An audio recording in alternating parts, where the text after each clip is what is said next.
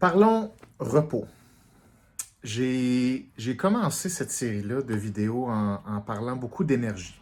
J'ai parlé beaucoup de fluctuations d'énergie, de ce que ça sollicite au niveau attentionnel, émotionnel, comment faire fluctuer l'énergie, les défis qu'on se lance, les types d'énergie. Je pense qu'il faut parler de repos aujourd'hui parce que ça fait partie de la stratégie de gestion d'énergie.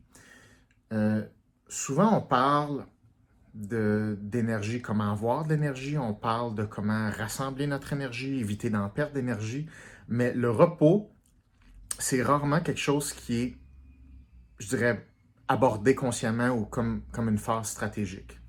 Souvent, le repos, c'est comme associé à des vacances, qui est une période relativement floue, entre quelques jours et plusieurs semaines, où là, il y a une magie qui devrait arriver qui s'appelle renflouer les coffres énergétiques qu'on a.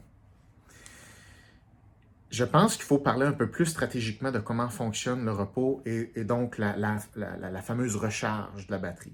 Bon, je pense qu'au cours des dernières semaines, vous avez tous et toutes été extrêmement sollicités. Il y a eu beaucoup de stress, beaucoup d'adrénaline.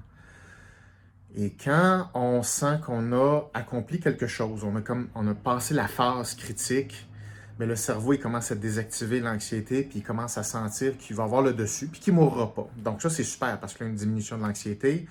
On s'aperçoit qu'on tranquillement, on peut retrouver une certaine zone de confort à laquelle on est habitué. Et là, l'adrénaline descend, puis là, on est comme dans une phase un peu molle. Et bon, il y a différentes façons de le vivre. Et il y a aussi la phase où on se sent moins motivé.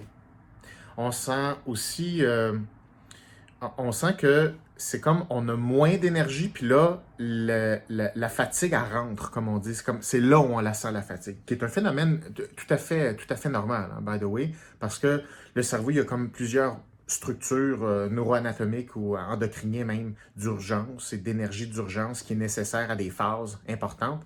Bon, évidemment, c'est pas infini cette phase-là, mais elle est disponible et quand là, cette adrénaline-là tombe, ben, on peut sentir qu'il y a comme une drop d'énergie, puis une fatigue supplémentaire, puis là, c'est là qu'on se rend compte qu'on est fatigué. C'est 100% normal. Puis même cette fatigue-là, des fois, elle peut être corrélée à des états dépressifs hein, ou des processus d'adaptation. Puis ça vient avec toutes les grandes missions qu'il y a. Je me souviens quand j'ai fini mon doctorat l'année passée, je pense une semaine après, j'étais comme « Yeah! J'ai fini! » Puis là, j'étais primé. Puis après ça, une semaine et demie ou deux après, là, j'étais comme tout mou. J'étais comme « Ah, mais là, c'est quoi mon but dans la vie? C'est plate. » Il y a toutes sortes d'adaptations que le cerveau a face aux défis puis à la récupération des défis. Bon. Je pense que c'est important le repos. C'est important de comprendre qu'est-ce qu'un bon repos, des meilleures stratégies de repos. Je pense que la première chose dont j'aimerais parler, c'est que le repos efficace provient d'un processus de récupération naturel. Donc, ça ne vient pas avec l'action ou la volonté de travailler à reposer. Le repos vient avec une désactivation d'un système, que ce soit neuroanatomique, que ce soit musculaire, cellulaire. Le repos vient avec la désactivation. Donc, si on veut que le repos arrive, ça prend une stratégie qui maximise le fait que notre système habituel qui est sollicité, qui coûte de l'énergie normalement, mais il est reposé, c'est-à-dire non sollicité. Puis là, ça se peut que vous me disiez, OK, mais c'est facile, là, tu fais rien, puis c'est tout. C'est que c'est pas facile rien faire, premièrement, parce que le cerveau, il est habitué d'aller chercher sa dopamine en fonction de ce qui a été renforcé dans le passé. Ça, c'est tout à fait normal. Donc, quand le cerveau, il s'en va chercher sa dopamine, il s'en va chercher ses renforcements, même si là, dans notre tête, on dit « OK, là, je me repose », le cerveau, ça ne veut pas dire qu'il a compris la game puis qu'on fait ça, là. Ça, c'est on a comme une idée théorique du repos, puis là, théoriquement, on est chez nous, mais le cerveau, il embarque pas là-dedans facilement. Faut que tu l'amènes à ne pas solliciter les mêmes structures, les mêmes réseaux corticaux, les mêmes systèmes émotionnels qui sont utilisés normalement.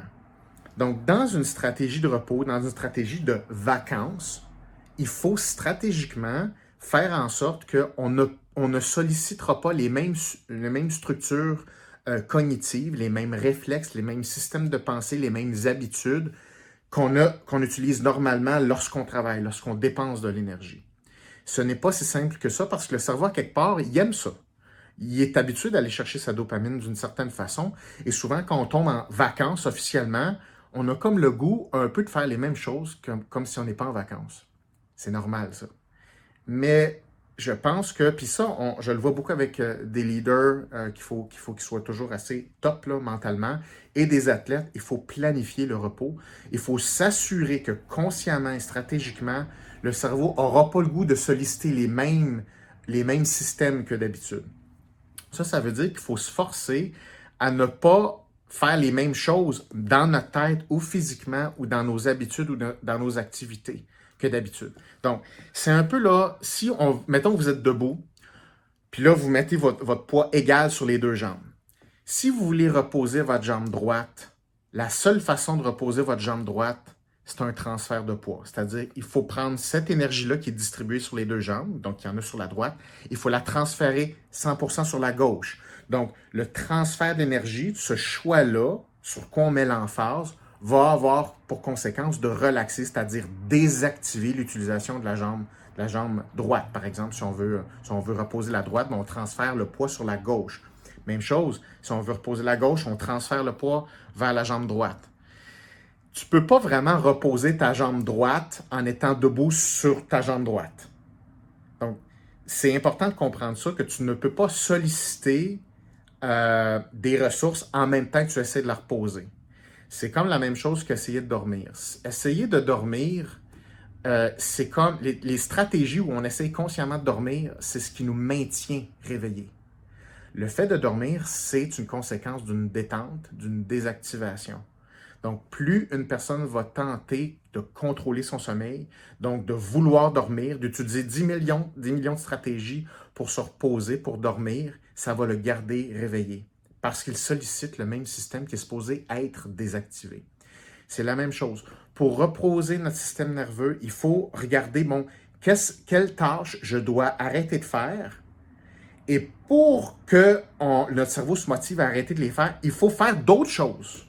Donc, quand on parle en vacances, on veut des vacances qui sont ressourçantes, il faut créer des activités, des choses qui sont différentes de ce qu'on fait normalement. Plus vous faites des activités qui sont différentes ou qui sollicitent des comportements, des façons de penser, des activités différentes que ce que vous faites d'habitude, plus ça va relaxer le système qui nourrit vos activités de d'habitude. Puis, ça a l'air simple, mais c'est pas si simple que ça, parce que ça veut dire qu'à quelque part, pour se reposer, il faut consciemment faire des choses moins habituelles. Faire des choses qui ne sollicitent pas les mêmes actions que d'habitude. Et ça doit être planifié dans les vacances. Parce que si on ne met pas ça à l'agenda, le cerveau va avoir naturellement tendance à refaire implicitement les mêmes opérations. Puis on s'aperçoit qu'au bout des vacances, on se sent-tu vraiment plus reposé? Pas tant que ça. Donc, une des choses que je voulais vous dire aujourd'hui, c'est que le repos, ça doit être une stratégie. Mais le repos, si on fait juste rester chez soi puis on laisse le cerveau lousse, comme on dit, il va vouloir aller rechercher sa dopamine à la même place. Il faut consciemment essayer de se sortir des choses habituelles qu'on fait et que c'est comme un peu le transfert de la même énergie qui va sur l'autre jambe. Puis là, la jambe qu'on utilise normalement, ben là, elle relaxe parce que le poids est réparti sur un autre système. C'est un peu la même chose que je vous propose pour votre repos. Je pense que c'est important d'avoir des stratégies de repos.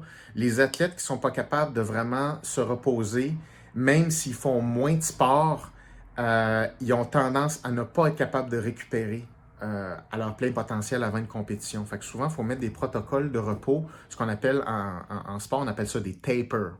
Pourquoi ça s'appelle comme ça, je ne sais pas.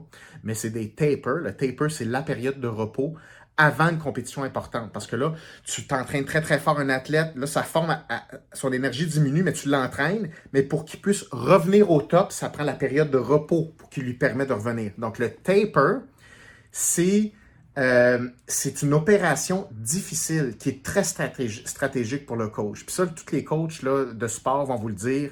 Chaque athlète se repose de façon différente. Chaque athlète a des besoins différents. Il faut vraiment calculer le taper. Souvent, ce qui est difficile avec des grandes compétitions où il y a beaucoup de pression comme les Olympiques, c'est qu'il faut vraiment bien faire le taper avant. Et donc, il faut s'assurer que l'athlète est capable de reprendre 100% de son énergie pour être au top de sa forme pour compétitionner au moment où ça compte. Alors, la récupération, c'est très connu dans le sport. Ce n'est pas à prendre à la légère. Ça fait partie de l'entraînement. C'est pas rien. Donc, ma suggestion, c'est juste de vous amener l'idée de dire le repos est stratégique. Et je pense que plus on a une vie qui est exigeante, plus on a de pression à livrer du résultat, ben plus il faut comme se discipliner à récupérer notre énergie. Et je pense que ça rend le repos, ça donne une autre dimension au repos, puis ça rend ça intéressant. Puis ça nous permet d'être beaucoup plus respectueux envers notre propre énergie. Et en plus, ça nous permet de comprendre mieux comment contrôler notre énergie, ce qui est super important.